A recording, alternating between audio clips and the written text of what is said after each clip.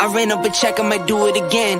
Enemies close, had me thinking they're friends. 10 toes down, I'll be free until the end. Crib outside the city, I don't feel safe in my hands. Took so many years, I'm just waiting for the wins. I'm in debt to no one but the one who took my sins. I do it for real, there's no reason to pretend. If I do it once, I do it again. Add it up, bankroll, euro, peso, add it up, I'm just doing me, everything is on me, oh you matter what. Add it up, bankroll, euro, peso, add it up, I'm just doing me, everything is on me, oh you matter what. Add it up, told her if it's all me, everything is on me, gon' back it up. Matter what, told you I'ma do me, why you hating on me, it's not adding up. I do roll like a Mack truck, country heart, I might cop a farm and go act up. Lot of scars, I was cold-hearted, now I'm back up. Keep it real, I do this once a month, I don't rap much. I just take the money and go stack up.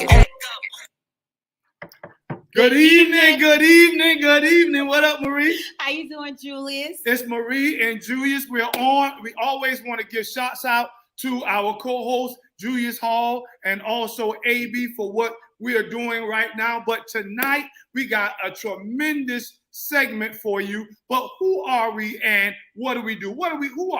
We are OAA, and what we do, we encourage, empower, and educate. We are here to make a difference, to share different resources with you. And we are also Inc to Inc, Incarceration to Incorporation. Why are we here? Well, first of all, changing the narrative. What we love to do here on this podcast is share our stories and our resources. Why? Because we believe that stories matter. Why do stories matter? Well, first of all, people are saying that as soon as a returning citizen comes home, he or she automatically goes back. But that is not true. We are changing that narrative. Why? Because we are successful, be it educationally, relationally, occupationally, whatever way you want to look at it, we are successful. And so Marie and myself, we're here so that we can allow you to know that you too can be successful as we have become. And so in our segment tonight, we are talking about a powerful conference that's getting ready to come forth tomorrow. And we got some guests here that's going to tell us about that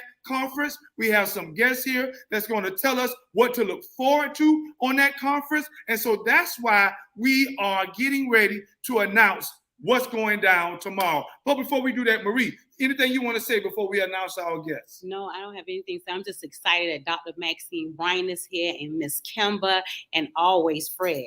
For sure. So I'm going to start out with Fred first. Fred, tell us who you are and what is your relationship to incarceration? What it do, Julius and Marie. It's good to see you. Good to be back on the podcast again. Incarceration to Incorporation. I'm Fred Green, and you know I've been on this show many times before. Formerly incarcerated individual, now clinicals, master's level social worker, working with Dr. Maxine Bryant with when is the debt paid, because we need to try to figure out in society, when is a person's debt really paid? Exactly. Because we are moving from incarceration to successful reintegration. Dr. Bryant, you taught me that word. Instead of reentry, we say reintegration, because that's a whole different, and she's going to go into that. That's a whole different form on the spectrum when you talk about reintegration. So we want to be able to share this with you and talk about these success stories and what we're endeavoring to do. For sure. Introduce. Yes, introduce Miss Dr. Maxine. Mm-hmm. Dr. Maxine Bryant, we would like to hear from you, ma'am. Awesome. Good evening. We are excited to be a part of you today. We're just extremely excited and honored.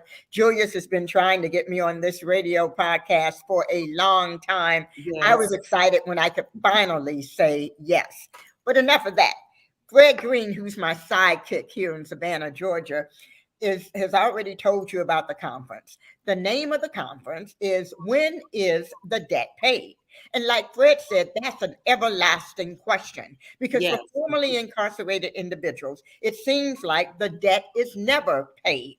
It seems like the punishment goes on and on and on. It seems like you may be out of being locked up, but you're still being locked out of so many opportunities and so many things. That's really good. Every year for the past 8 years, I've held this conference. I had it for 4 years in Indianapolis, Indiana, prior to moving here, but it was a conference going by a different name. In Indianapolis, it was called the Second Chance Conference. When I got here, I had a conversation with a number of people. There's a pastor here in town who is Reverend Tillman, came up actually with the name, When is the Debt Paid? Its inception, the university, it used to be Armstrong, has supported me in giving this conference. The whole gist of it, I've never been incarcerated. That's not my story. However, I consider myself to be a friend of those who have traveled that road. I may know some things because I studied it. You all know things because you lived it. Right. And that lived experience is worth a million words, right? And so I wanted the conference to be a place where formerly incarcerated individuals would speak to other formerly incarcerated individuals. Now, everyone who's a speaker has always been a person who's been incarcerated, but who has successfully reintegrated back into society. I stopped using the word reentry many, many years ago. Reentry means the onus is on me as a released individual to figure out how I fit into society. That's not going to work. That has not worked. It will not work. It does not work. Reintegration is where the community joins me in that effort, opens doors, helps me to create and recognize opportunity, and works alongside me so that I become an integral fabric in society. That's reintegration. And so that's what we're about. We have partners that partner with us. We always have a closed giveaway. Fred, we have brand new suits for men and women that was given. It's still in the bag, tags on it, top of the line clothing, right? We've always been supported by Dismas Charity. They again will support us this year by providing breakfast. Opinion Matters, it's a Matters movement, I'm sorry. Katina Wheeler is going to be providing lunch. Our university is paying for the speaker fee for our speaker. And as always, I try to have a national speaker, someone with a national presence who's talked at the policy level, who's hobnobbed with people. And Kimber will tell you her own story, but she's represented you all with the UN. She's represented you all in the White House. She is the woman who's making things happen on a policy level. You know, in previous times, I've had a mayor, I've had the director of just leadership, I've had various people on a national level. This year, I outdid myself with Kimber Smith Prada. So she's going to talk here in just a moment. Here's the good thing about the conference. It's free, y'all. It's free. There's no registration fee because I didn't want any barriers. So you get breakfast, you get information, you get motivation, you get education, you get free clothes, you get access to service providers and employers, all for free. Tomorrow, 8:30 from 9 o'clock, it's breakfast at the Armstrong Center. That address is on Abercorn Street, 13040 Abercorn Street, 13040 Abercorn Street, right across from McDonald's. So that's all I'm going to say for right now. Miss Dr. Maxine Bryant, may I ask you a question? Sure can. Why are you so passionate about it? Wow. That is a wonderful question. When I was Good 18, question. I was cast out. I was told that I wasn't college material. I was told that I would not amount to anything. And my high school counselor said, take secretarial sciences because you're not smart enough to go to college. Wow. In that class, my teacher had us to write a paper on a field of study we were not interested in. And I wrote on prison social work. Right. Wow. Marie, that paper changed the trajectory of my life. And I realized then that God had a calling on my life to help people who were formerly incarcerated. So at 18, I knew what my passion was. It's a God-given passion. I'm a lot older than 18 now, and I'm still at it. Yes, ma'am. I love. Hi, Miss Kimber. Can you tell me your name and what is your affiliation with incarceration? Girl, how much time do you have? I got some time. My name's Kimber Smith-Pradia. I landed in Savannah a couple of hours ago. Dr. Bryant picked me up. First and foremost, I am jealous of you guys that have all this access to Dr. Bryant, because I met her in Indianapolis, and when she had her Second Chance conference, and I spoke there. But my goodness, if I lived right here in Savannah with Dr. Bryant, man, we'd be tearing this city. Well, when I say tearing the city up, I'm saying that we would be making sure that our people knew their greatness and tapped into that greatness. And I love you all saying changing the narrative. That needs to happen all across this nation. Right. My connection to incarceration is that as a first-time nonviolent offender, I was sentenced to 24 and a half years in federal prison. And I basically was a student at Hampton University and got involved with a drug dealer who was abusive. And a lot of things happened. I have a book called Poster Child. I'm going to be talking about some of my story tomorrow. But ultimately, the federal government wanted him, and they wanted to use me to get to him. But when I turned myself in, I was 7 months pregnant with my son. And the prosecutor, my parents thought it was about who you knew, and they got an attorney who was friends with the prosecutor. And the prosecutor said that if I turned myself in, he would grant me a bond to give birth to my son. He reneged on that promise. And then he said if I pled guilty, he would only give me 24 months. And he reneged on that as well. And so I'm when I was in prison, I mean, y'all know, I mean, I did whatever I could do to stay busy, to keep my mind strong. I was involved in various programs, but I dreamt of the day of those prison doors open. And even though my paperwork said in 1994, 95, 96, 97, my paperwork said I wasn't going to be released from federal prison until 2016. Wow. But I held on to my faith in God, and it actually took the president of the United States to commute my sentence and sign the document. But there was a movement, and I'll share more about the movement tomorrow, but there were several organizations that came together to help free me. But back then it wasn't about just poor little Kimba and, you know, feeling sorry for my parents, because my parents are my heroes, hands down. Right, they stuck by me 110%. But it was about the fastest growing population within prison at the time was Black women. And so the NAACP Legal Defense Fund took on my case pro bono because they had hoped my case would set a precedent for other first-time nonviolent drug offenders. And the courts denied every motion that was filed. And so my only source of relief was through executive clemency. So coming out, it was important for me because some people come out of prison, they don't want to talk about what they went through or anything like that. Right. But to much is given, much is required, because there was this movement centered around me. And not to mention, when I walked out of those prison doors, for those that may have seen 12 Years a Slave, yes, I felt like that guy, I don't remember the actor's name, on that wagon leaving the plantation, but what about everybody else? And feeling that real, I had a sense of survivor's guilt.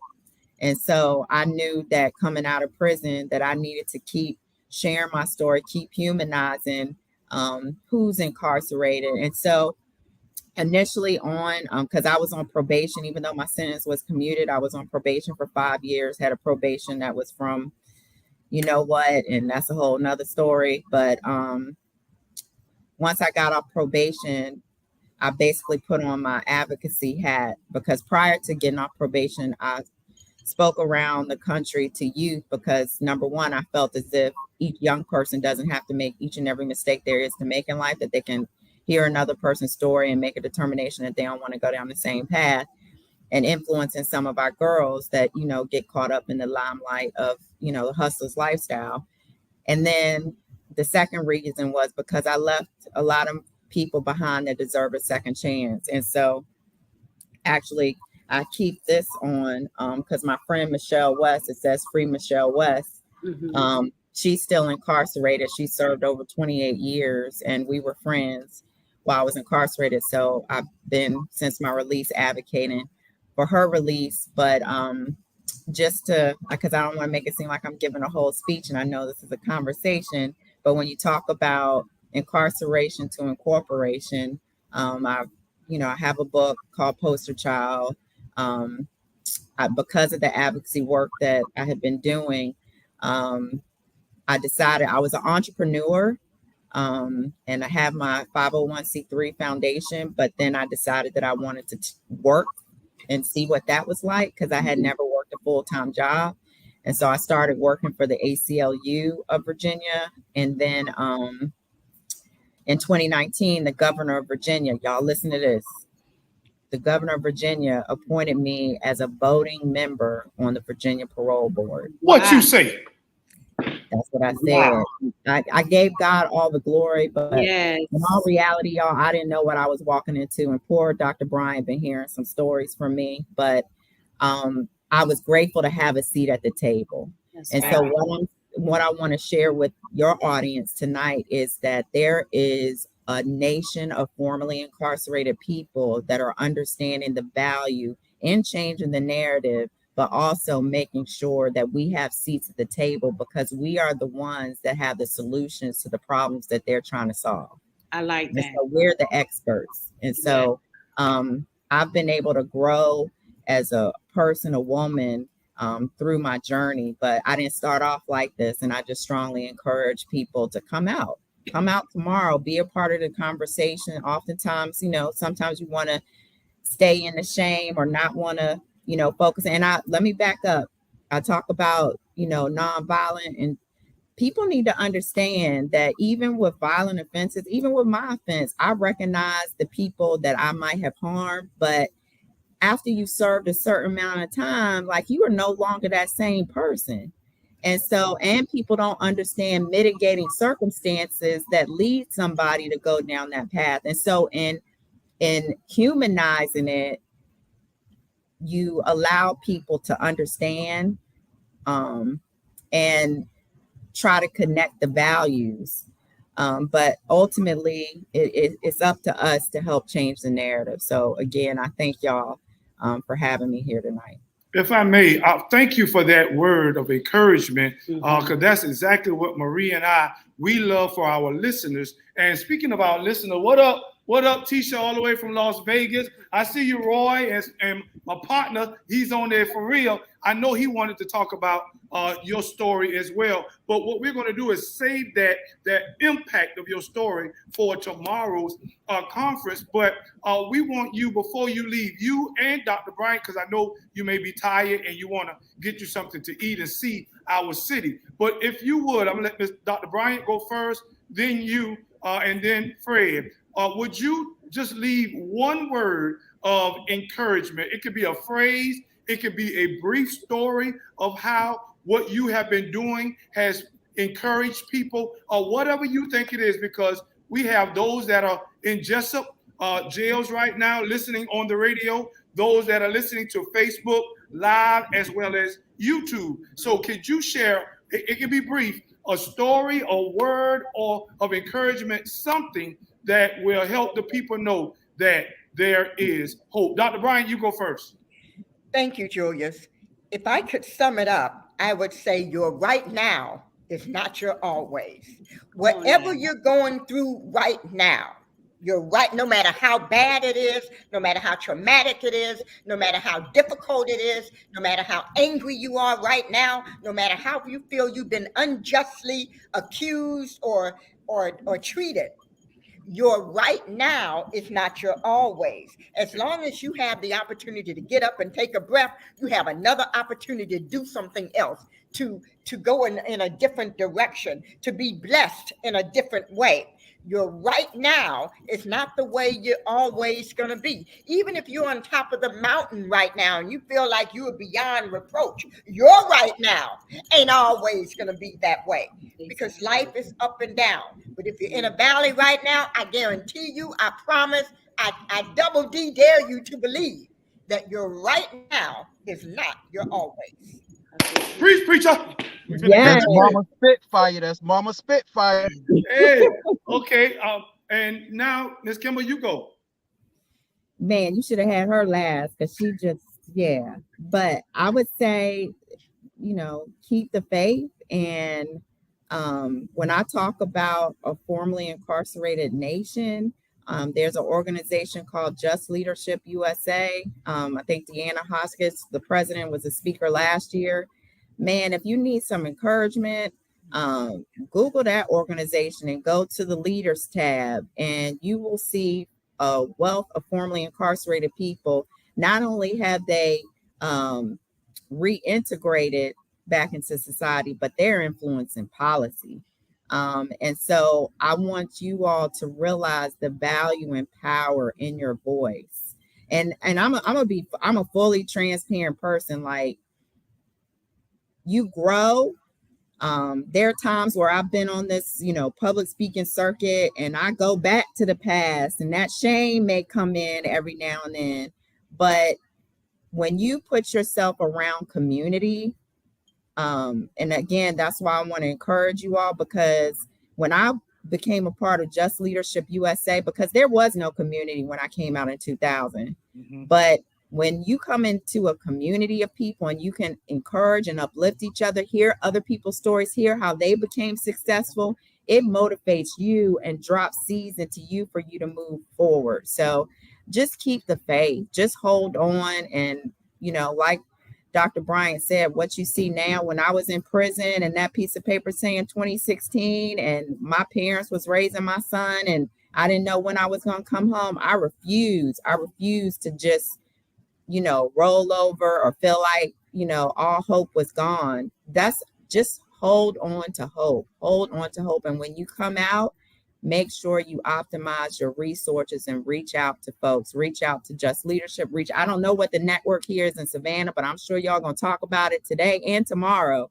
But again, thank you so much. And I hope if anything that we've been able to give somebody some hope tonight.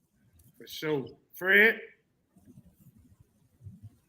To those who are incarcerated, I would like to say that there is hope, and that people are strapped up, boots on the ground, advocating for you. There are people that are not only are we sitting to the table, but we are creating tables. We're creating tables in order for you. And as Kimber just spoke, I just did an interview with Just Leadership to be a part of their leadership committee and to hone my leadership skills. So there are organizations out here that are going to bat for you. For those who are not system impacted, I want you to know that successful reintegration is possible and it is real. That we are not numbers, we are not statistics, and that you have a moral responsibility to provide a social safety net for formerly incarcerated individuals and individuals that are still incarcerated. You have a moral responsibility, not only a social corporate responsibility, but a moral responsibility to give back, because everybody could be one mistake away from being justice system impacted. If you ever got a speeding ticket, you justice system impacted. So I just want to encourage both audiences and let everybody know that, guess what? Change is inevitable. Change is the only constant, and the needle is moving and things are changing. We are moving from a retributive type of justice to a restorative justice model, whether you want it or not. I like that. Whether you want it or not. No, go ahead. I like that. Well, listen, what we're going to do is we're going to go ahead and let Ms. Kimball and also Dr. Bryant go, because I know they want to eat. Look, what we're going to do while you getting ready to leave is we're going to promote and push this thing even the more. Look, you had me when you said free food. I know I'm going to be there. So I just want to encourage you. We look forward to seeing both of you in the morning. Fred, we look forward to seeing you as well. And Marie and I, we're going to go and close this thing on out. But we thank you for being on, and we'll stay on just a few moments later so that we can tell people where we're going to be, what time it's going to be, and that they also can come. So at this moment, you three can be dismissed if your stomachs are growling. But Marie, I love what's going on right now. I'm talking about, you're welcome. Tomorrow, we're going to be at Armstrong. Tomorrow, there's going to be food, breakfast, and lunch. Tomorrow, you're going to have testimonies. Yes. Tomorrow you're going to have lists of resources that are going to be there for people, for returning citizens. Yes. And what I love most about this is the atmosphere. You have been there. I've been there. Our speakers have been there. We all have a common denominator, and that is incarceration. What do you want to say to our people before we get ready to let them go? I'm just saying, I'm so grateful and so happy that this situation, that we are, like you said, a safe haven. Okay. You can come and feel safe to share your stories. And that's what it's all about. And I like what she said, the shame of it. She said sometimes she felt the shame. You don't have to feel shame. That's how people can whip you. Can I say that, Miko? Yes. They can take and whip you with your past. But guess what? That's why it's called a debt paid. Like Mr. Hall say, a debt paid is no longer a debt. That's it. That's it right there. Okay, so I just want to take and thank you so much, Fred, for being on with us. You know, I love you, Fred. You're welcome. And so I love you both too. You all are outstanding and awesome and amazing. That's another AOAA. Oh, I like that. Okay. Guess what? Guess what, Fred? I took and Googled the word that you sent me in the message. What word? You and Miko with y'all words. I'm telling y'all. What word? It starts with a P. And when I was asking you about what we should wear to the event tomorrow, so you should tell the people what. Is it all right for them? It's your prerogative. You remember when Bobby Brown said it's my prerogative? No, that's not the word you use. That's not the prerogative. That's not the word. It starts with a P. Yeah. Look back at your message. And while she's thinking about that, for those who want to come out, you can just dress casual, business casual, okay, because it is a conference, but just be comfortable as well, because we're going to have people there who are going to share multiple lists of resources for you all. And what I love, I know that it's going to be encouraging to those that are there. Employers will be there too, so come with your resume. Come ready to be hired. For sure, because you want jobs. Exactly. So what we're doing here at OAA and Ain't to Ain't, and also filling the gap, what we're doing is we want you to know that when we hear about resources, we're giving the information away. We're giving it away. So before we go, I know I like to say this. First of all, we may have started this thing out wrong. That's his favorite saying. But look at us now. We finishing strong. Yes. And that's what we want to leave you with. You may have started out wrong, but you can finish this thing strong. We love you, and we'll see you again tomorrow morning, if you will, at the Armstrong, right? Armstrong. 8 o'clock till 1. Breakfast and lunch will be served. Yes. We look forward to seeing you. Tell others about this as well. Get on the phone, get on the Facebook, and just let them know. If you're looking to find resources as a returning citizen, come on out to the Debt Paid Conference. Good night. Good night. Good night. Good night. See you later, Fred. Hold it down. See y'all in the morning. All right. Thank you. Tiff, we out.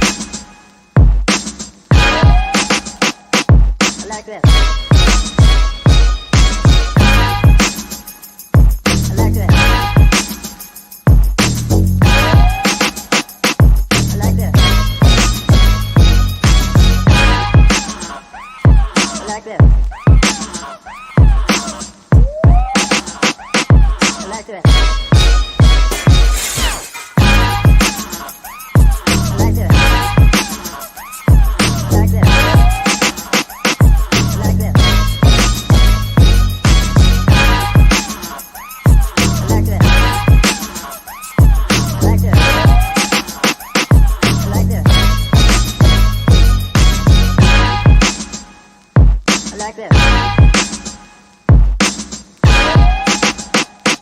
like that.